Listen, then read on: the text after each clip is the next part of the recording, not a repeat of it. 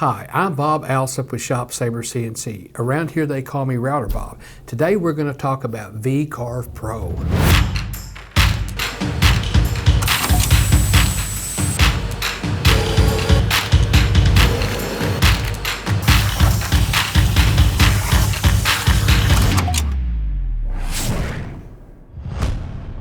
Most people have a pretty good understanding of what a CNC router will do, but how you make the router do that through software can be a problem.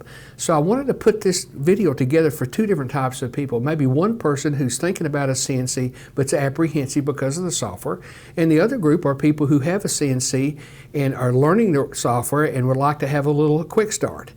We're going to talk about 6 different areas here. We're going to start with setup, then we're going to actually show how to draw, we're going to show how to toolpath, we're going to show how to actually do 3D engraving, nesting, and finally two-sided machining. Now let's get started on setup. What you see on the screen here is VCarve Pro, and this is pretty much a clean install.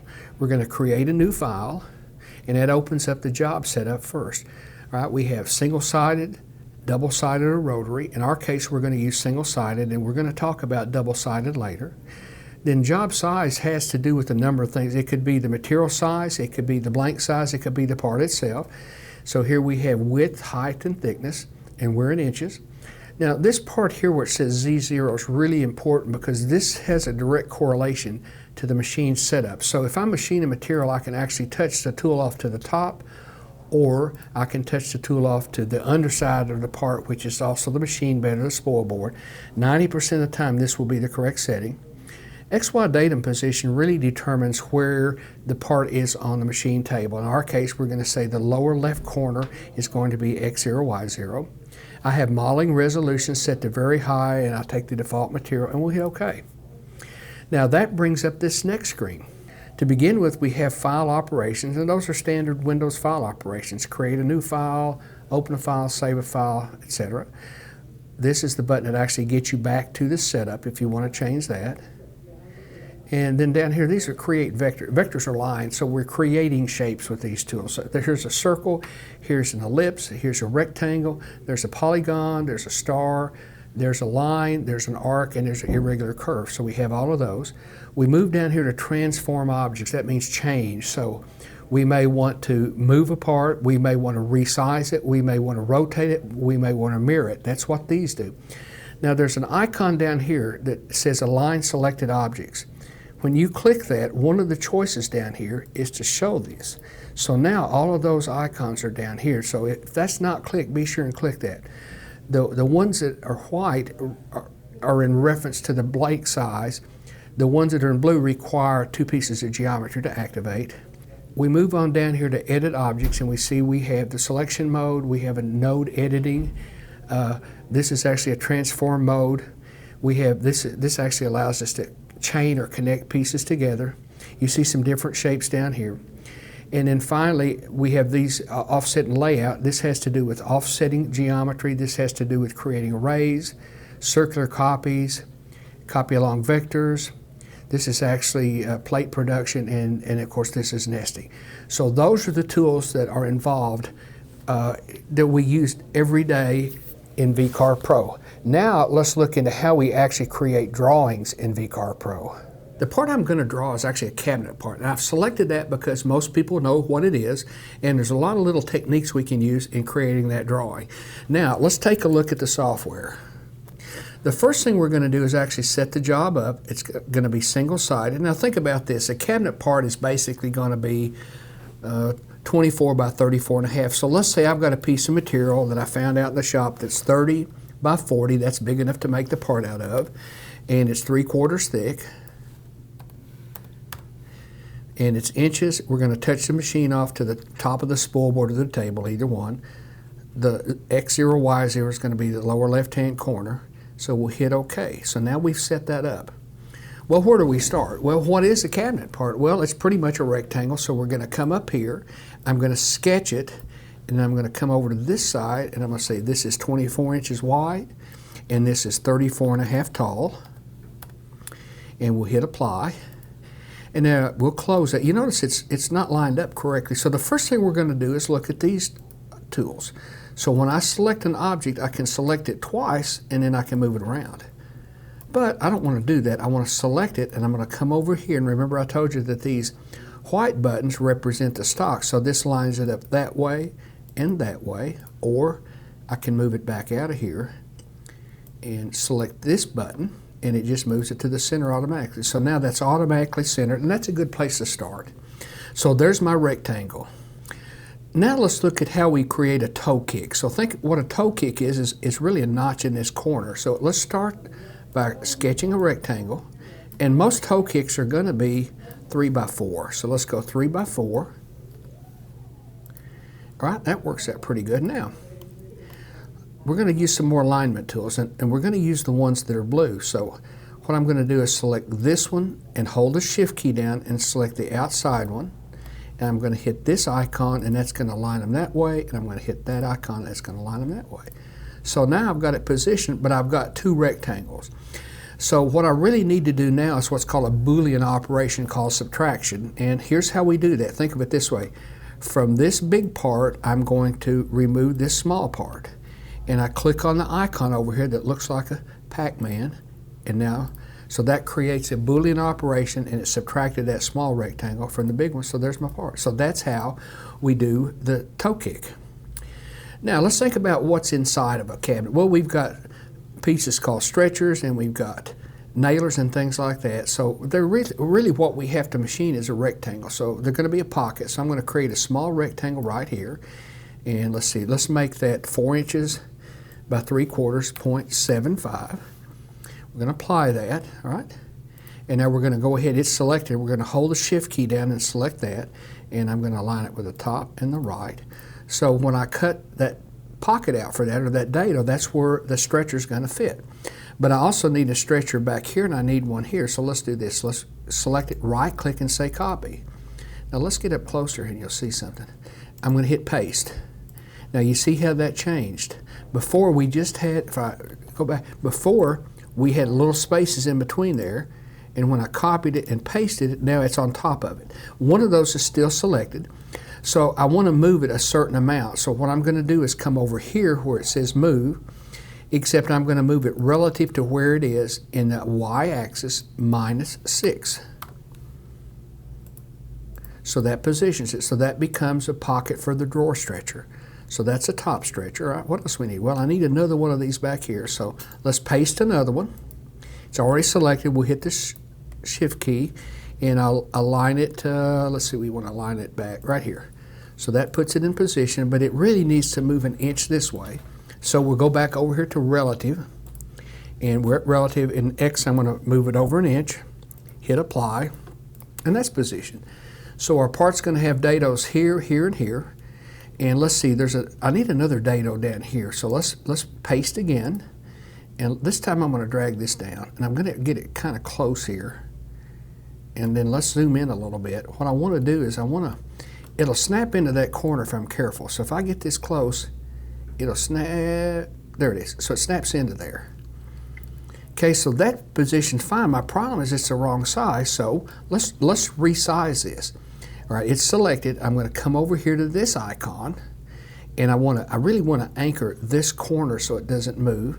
And I want to turn this off because I don't want to affect the thickness. I just want to affect the width. And I know that happens to be 24. And so now there's the dado for the bottom. All right, so that's going pretty good. Okay. Now we've got one more pocket to cut here, and that's for the back to slip in.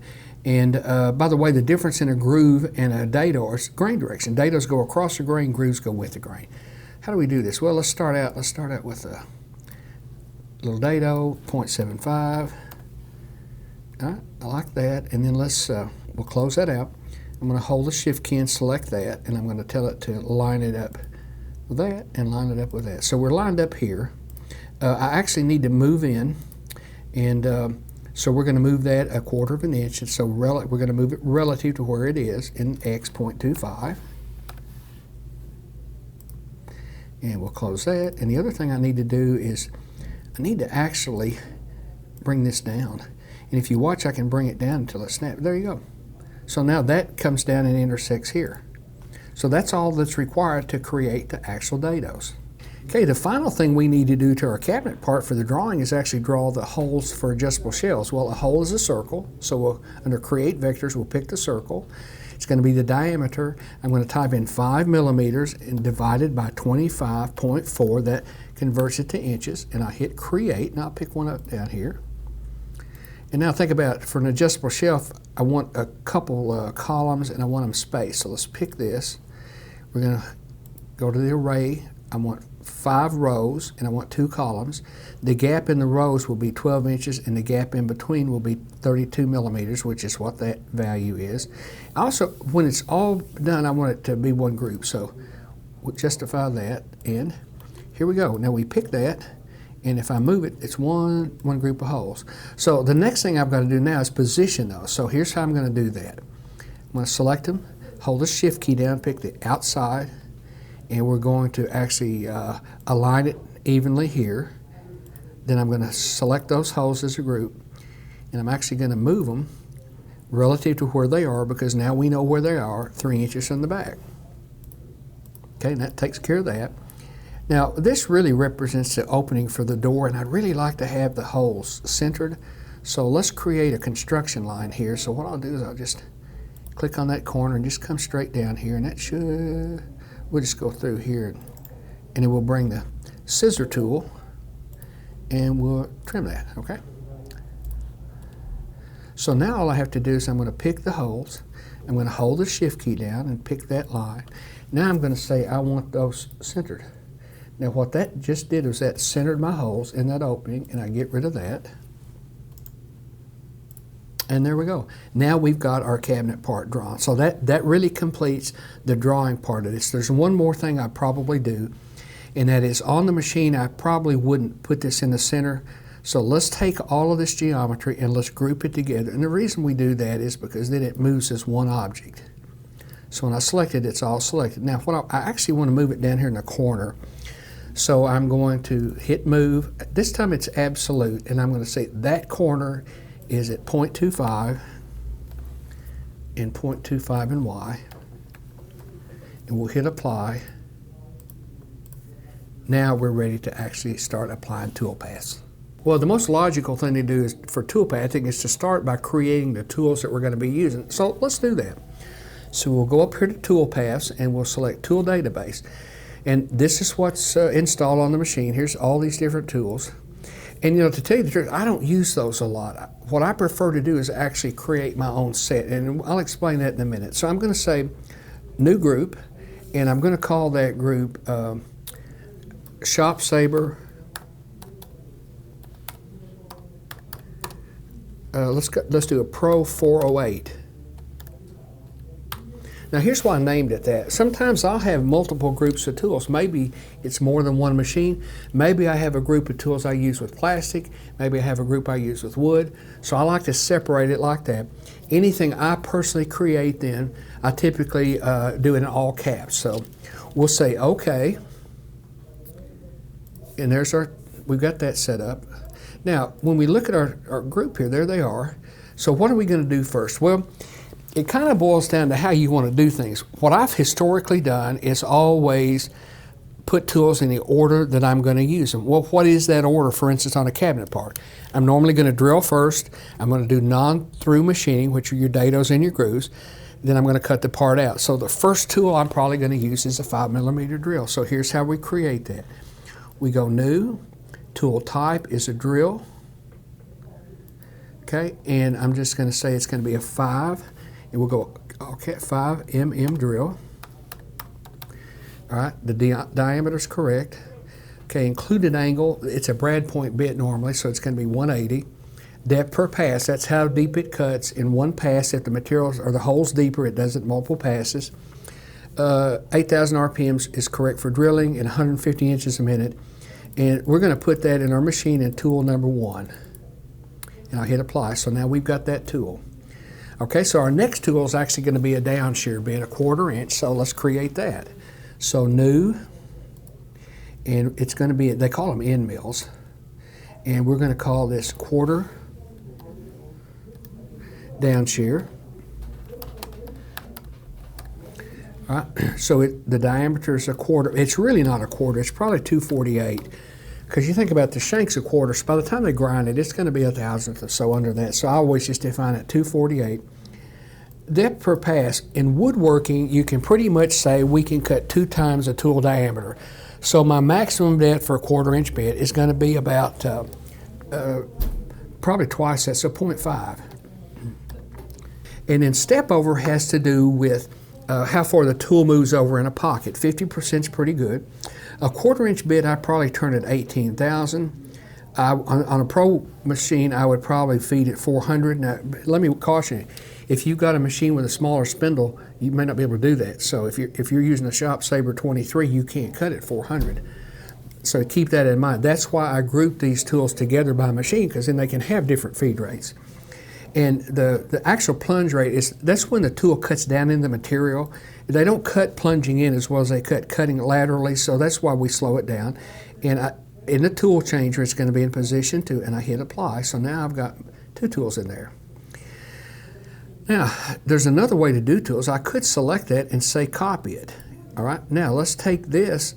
We'll open it up. Now I'm going to make a change. This is going to be an actual compression bit. So this is a tool we typically cut the outside of the part with. So 3/8, and it's going to be a compression. C-O-M-P-R-E. Whoops, if I can spell it right. Okay, basically a compression bit has a part of the bit's up shear and part's down shear. All right, and it's going to be, let's say it's going to be 0.375. Let's try 0.373. Maximum depth per pass, we can go 2 times that. So we'll probably go to 0.8. And the reason I do that is because at 0.8, if I run into melamine that's 0.78, I want to make sure I can do that in 1 pass. If I just put 1/2 or 3/4, it might double pass it. Okay, that bit's bigger. I'm probably going to cut that at 600. Once again, it depends on how much horsepower you have, and I'll plunge it faster. So I'll plunge that at 150. And that's going to be in tool number 3, so we'll apply that. The next bit I want to actually put in the machine is a V-bit. So let's look at that. A V-bit's pretty complicated, so what I normally do is find one that's already defined, that's close to what I've got. I copy it, and then I basically bring it up here, and then I come over here and change the name. Once again, it's to all caps, so V-bit, and I normally put the angle in there, so V-bit 90. This should all be filled out with one exception. I usually crank up their feed rate, their speeds. So let's go like 16,000, and we'll probably feed 200 inches a minute. Once again, this is dependent on how much horsepower you got, and the plunge rate will go at about 50. And that's going to be in tool position 4. We'll apply that. I'm going to add one more tool to my setup that I use a lot, and it's a fly cut bit. So what we're going to do is we're going to say new. It's going to be an end mill. Once again, it's a router bit. I'm going to call it 1 1/2 fly cutter. All right, and it's going to be 1.5 inch diameter, so 1.5. Depth per pass. Now we have to be careful there. I'll say 0.125. 50% step over. We'll have to slow it down because it's a bigger bit, so 14,000. And I'll probably slow it down to 300. And I'll slow the plunge rate down to 100.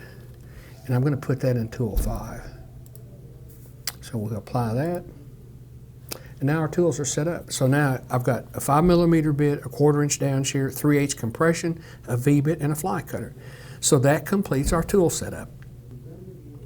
Okay, let's go to this little tab that says toolpath, and I usually pin it. Okay, this is the toolpath part, and let's go through each one of these. So first off, this is set. This is really important. Okay, this picks up the thickness of the material from our setup page. Once again, this all came from the front end. Now, we won't be using this, but this basically, if you have a 3D surface in there, then this determines where within your block of wood that's positioned. Like I say, for what we're doing here, it doesn't matter. Now, these numbers down here do. So it's basically 2 clearances. Now, here's what this means. This means rapid down to. So think about this. Let's say I've got a clamp, and I want to be careful and not hit the clamp. So the number I put in here would be enough to clear the clamp. So maybe it's 2 inches. So I put in 2 inches. And then I want the machine to wrap it down till it gets right above the stock and stop and do a feed rate from there on.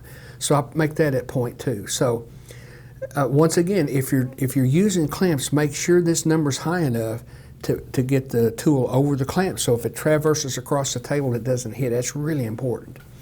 Okay, then down here, we actually don't use this in our post. This gives you the ability to say, okay, I want the machine to park here, for instance. But we actually use a different system. We actually have a preset park position that allows the operator to set where they want the machine to park after, and we just call that position. So that lets you be a lot more flexible. One thing you can get in trouble with is this number right here. Sometimes you can get a real high number there, and you'll open up a program and the first Z move is too high. So a lot of times that you'll make a mistake and that number will automatically get raised, and then you don't know it. Okay, let's look at the actual toolpath operation. This is profile, so that's cutting a line. And there's actually 3 options. I can go outside, inside, or on. We don't worry about that at this stage. Okay, and then this is pocket, and we'll go into that in a minute. This is drilling. This is V-carving, and then there's some automated operations here. These are 3D operations, and some of these have to do with copying and saving and deleting toolpaths.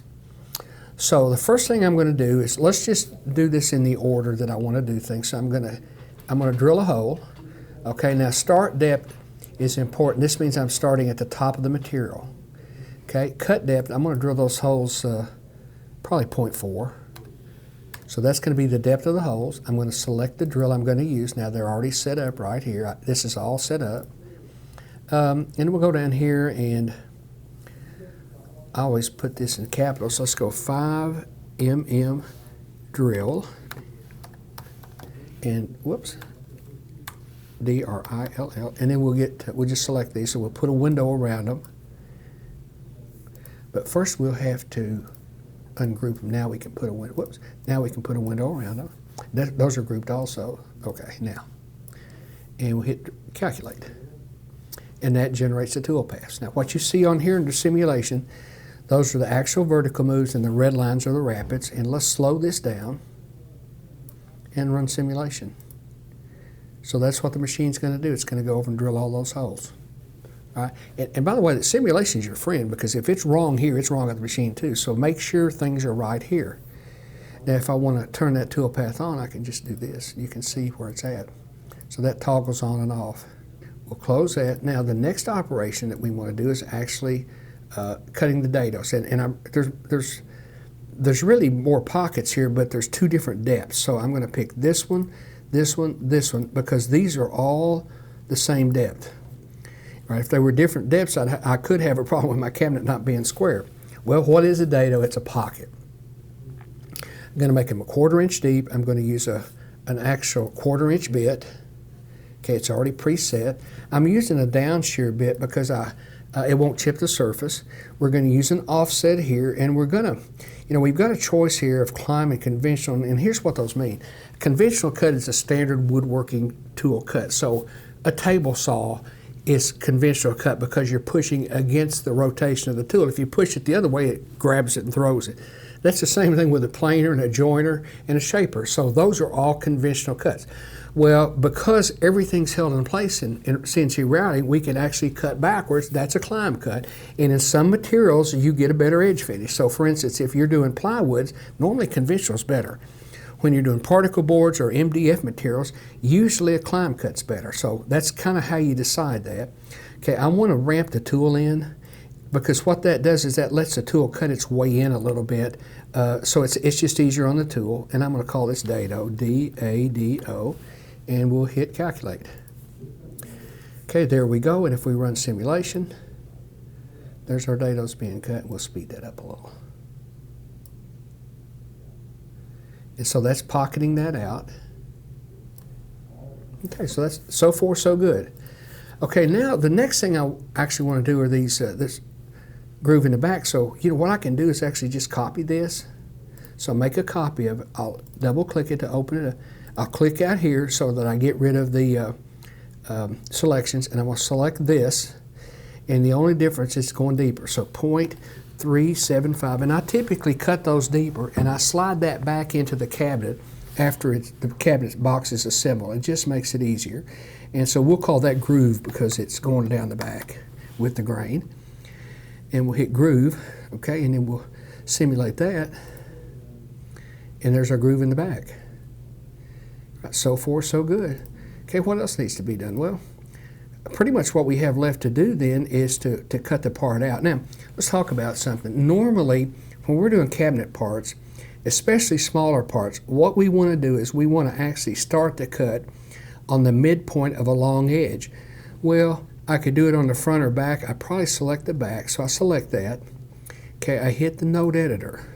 Now what I want to do in that little center point, I'm going to right click, I'm going to insert a point, and I'm going to right click again and make that the start point, and it's green. That's where the toolpath is going to start, and we'll go back to this. Okay, now, so this is a profile. So we pick that. How deep is it going to be? Well, the material is 0.75, so let's go 0.76. Okay, the tool I'm going to use on that is that compression bit that we already defined. Okay, we're going to cut on the outside of the line. It's going to be a conventional cut. Now, by the way, what this allowance means is if you want it to leave more material, make the part bigger, you put an allowance. It's a positive number. If you put a negative number, it makes the part smaller. Okay, we're not going to use tabs in this. Now, we are going to ramp stuff in, and we're going to do a lead. Now, here's what our lead's going to be. I'm going to lead in slightly at 2 degrees. That's what that is. Okay, the lead in length's going to be 1 inch. We're going to lead out, and we're going to overlap about a 1/2 inch. And the reason we do that, the cutter goes around, and then it slightly overlaps, and then it can actually, then it exits. And then when we do that overlap, you really can't tell where it starts and stops. And once again, ramping in allows it to save the tool. We're going to do a smooth ramp, and we're going to ramp on the lead in. And so that's going to be our, we'll just call that outside. And we'll hit calculate. Now this is normal. It's telling you the material thickness is 0.75, your maximum tool depth is 0.76. The difference in that's 10 thousandths, and that's how far I want to cut through the material to make sure it cuts through. And when we run simulation, and if we double click the scrap, there's our part. So that's how you actually toolpath in VCarve Pro. This part came out great. Now this is a right end, and here's what determines that. When you face a cabinet, the end panel to the right's a right end, but you know, cabinets have left ends also. So let me show you an easy way to make that left end with VCarve Pro. So here's what I'm going to do. First off, I'm going to go back over here and I'm going to save that file as a right end, okay? And then I'm going to turn around and save it as a left end, and we're going to convert it. So save as, I've already filled those out left end. So now I've got a separate drawing. Okay, what I need to do, I need a mirror. So what I'll do here is I'll take this, I select it all, and we'll come in here and we'll group it. Now that's all one object. And then I'm going to mirror it. And I'm going to say flip horizontally, and there it is. So now, and then we'll ungroup it. So now there's my part. All right, so that's the left panel. And then all I have to do is come over here and hit calculate, and it replaces the toolpaths. And now we've automatically created our, let's do this again now. We'll reset that now. We'll run our simulation. We'll go ahead and speed it up. So we'll run all toolpaths. And there's our other part. So now there's our left end. So once you create one, it's real easy to create a mirror image. VCarve Pro is really smart. So it says, I'll just apply those same toolpaths to this other side. So that's how you make 2 cabinet parts for a cabinet. One of my favorite operations in VCarve Pro is 3D engraving, or what some people call VCarving. It creates tremendous effects, and it's pretty fast. All right, let me show you what we're going to do. We're going to make a sign, and I'll show you the process. Of course, before we started out with our job set up, and I've said I've got a blank of material here. It's 30 by 20 by 3/4 thick. Everything else stays the same. This time I'm going to put some text in there, so I'm going to hit the text key, and it has all the text that are in Windows. So you can pick whatever font you want, and let's just go Times New Roman. That's pretty good. So whatever's installed in Windows, it shows up here. And we should get it down here. Times New Roman. There we go. Okay, so we got that. We're going to do bold. And let's see. Let's make the letters. Let's start out with 2 inches high, and we'll center them. And all I'm going to do is type this in. So I'm going to say Sabre, which, by the way, is the name of our group, our user group of people who have the machines. We'll hit close, and then once again, it's selected, we'll just say center it. So there's Sabre Nation. All right, so that's the text. Now, it doesn't have to be text. It could be things that you scan, but let's just say, so Sabre Nation is what we're going to start with. Well, there's a number of ways to do this, and one of them is I could just take a V-bit and go around the outline. So let's do that first.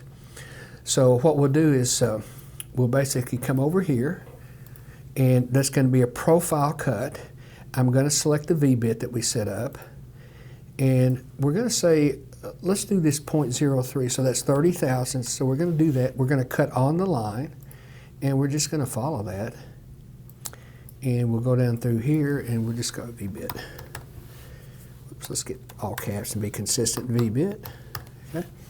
And then we'll calculate, and here's what's going to happen. If we do nothing else, we run this, there's what we get. And once again, that tool's gone in there and it's cut a V and it looks nice. And you may say, well, I like that, but boy, if it stood out a little bit more. Well, here's how we do that. We just change the depth. So I open this back up, and let's change this to 60 thousandths. And everything else stays the same. We'll reset that. Once again, we'll preview it again. And you see it makes the letter stand out more. So that's basically just engraving, a straight engraving cut. There's nothing fancy about that, all right? And actually, when you make signs, sometimes there's 2 or 3 techniques that are used. Now, let's do something different with this geometry. Let's get rid of that. Now, let's actually do what's called a 3D engrave. That's what this does right here. So at this point, we don't want a flat depth. Let me pick our bit. Now, when you do 3D engraving, what it's doing is the depth of the V, the depth of the cut varies based on how wide these letters are. So let's just do this. Let's hit, and we'll reset our preview. Now, here's what happens. That's what it looks like. So if you notice how it's a really nice 3D effect, but it's really fast on the machine. In fact, if we turn the toolpath back on, what you'll see, if you look real close, you'll see where the bit's actually climbed out. So it comes up here into this corner and climbs out, and that's what gives you those flats, and that's what makes 3D engraving look so good. So once again, that's a pretty simple thing, and I think probably for 75% of the customers, their first part on the machine is a sign that they V-groove. Now let's take this a step further. Let's add another piece of geometry in here. Let's do an oval, and we'll just eyeball it. That looks pretty good. Now once again, I'll just tell it to center it. So therefore it's centered over Sabre Nation. We're going to open this back up. We're going to add this to the selection. Okay, now these letters are going to be raised. We're also going to create a flat depth, and we're going to say I want to make that about an 1/8 inch deep, so 0.125. And we're going to use the flat area, we're going to use our 1/4 inch bit, so we'll pick that down share. So there's going to be 2 toolpaths generated, and let's calculate those. And we'll turn that off, so let's reset it. So what's going to happen first is this pocket's going to get cut. All right, so that's basically the flat area. Then the V-bit's going to come in, and it's going to actually cut that out. So you see what we've done is we've got that V area around here, and then all the letters are V'd. So that looks really, really good, and if I wanted to change the effect a little bit, I'd just open that back up, and let's change it to 3/16. So 3 divided by 16 equal, and we'll reprocess that, and we'll reset that, turn those off. There's that, and there's that. So it gives it a little more pronounced effect. So you can really play with those depths a little bit and get a really nice effect. And that's a really great feature of VCarve Pro, and almost everybody wants to make a sign, but I wanted to show you how you actually use that. And once again, the machining time is very fast on VCarving. When I first saw nesting about 25 years ago, I thought it was absolute magic. And you know, VCarve Pro has a very good nesting package, and let's look at that. Basically, nesting is fitting parts together to the maximum yield. So let's take a look at this. So here's what my setup is. It's a 4x8 sheet of materials, 3/4. And so here's what happens. Somebody comes in that you don't know maybe, and they hear that you have a new CNC machine, and they bring these parts and they say, hey, I heard you got a new router. These are hard for me to cut. I can't cut them on my saws, so what would you charge me to cut these out?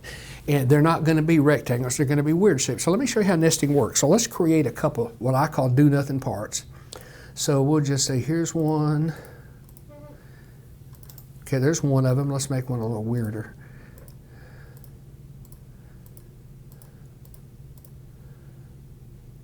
There's a kidney bean part, and then let's do something simple like a ellipse. So they come in, they say, I've got these parts. Okay, so there's my parts. And all right, so here's how we start out with nesting. We say, okay, here's nesting. Oops, we got to select our vectors first. So here's what we want to nest, and we click on this. Okay, now here's what this means. All right, what size tool are we going to cut with? I'm going to use a 3/8 because it's 3/4 inch plywood. Now clearance means how much extra space do you need? I want another 1/10 of an inch. And border gap means how close you're cutting to the edge. And an 1/8 of an inch is fine. We don't want to use a factory edge because it won't be as good.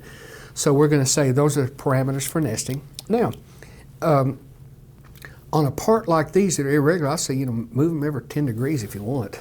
Sometimes we limit nesting to a 90-degree angle because it's rectangular parts. Mirror parts that fit the best. Now you can do that if the material's the same on both sides. And number of copies. Let's just say one first, and we'll preview it. So that's how I put them together. It's okay. Now let's reset that. Now this time, what I want to do is I want to say I need 4 of these. 1, 2, 3, 4. Hit apply. I need 2 of these. Whoops. Hit apply. And I need 7 of these. And I hit apply. Now I select them all, and I hit preview, and there it nests them on the table. And you see how this is called geometric nesting. There's really 3 kinds of nesting. One type of nesting is manual nesting, where you just place the parts. Another is called block nesting, where you take an irregular shape, you take the bounding box, and then you nest the bounding box. That's called block nesting. And of course, this is geometric nesting because it'll fit parts in like that. And that's why that's so powerful. Now, let's add a few more parts in here. So I'm going to reset the preview. Let's go back over here. Instead of 2, okay, we'll pick that. Instead of 2, let's say I need 6 of those. Okay, then we'll select all the parts we want nested, and we'll hit preview. Oh, now what that did was it said, oh, I can't make them all, so here's 3 that go to the next sheet. So here's the second sheet. And it'll just keep nesting. Now, let's say I'm happy with that. So let's see what we do next. So we'll say, okay, so there's the sheet that we're going to nest, or we've nested actually. Now we're going to cut these out. So then I come over here to toolpaths, and that's going to be a profile cut. We're going to use, we're going to cut all the way through 0.76. We're going to use our compression bit, and we're going to cut on the outside of the line, and we're just going to select everything in there, and we're going to tell it to calculate. Once again, it's telling us it's cutting through. And here's what happens when we run simulation. Pick that. There they are. You double click that, that's a scrap. We get rid of the scrap.